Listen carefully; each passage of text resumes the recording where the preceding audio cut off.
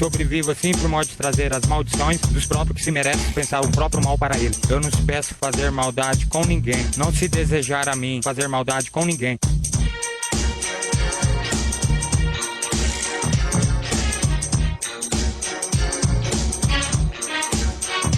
Mas não tinha nada acontecido. Se tivesse acontecido, então eu não se mereço isso. Se tem que se fazer, tem que se fazer com a própria pessoa que se merece isso, não com a vida inocente. O certo é se dizer, se cria vergonha na sua cara, se toma um documento, se cria vergonha na sua cara, vai se procurar trabalhar. Não, por causa de ser à toa e ser acusado por os pensamentos que se fala as perguntas erradas.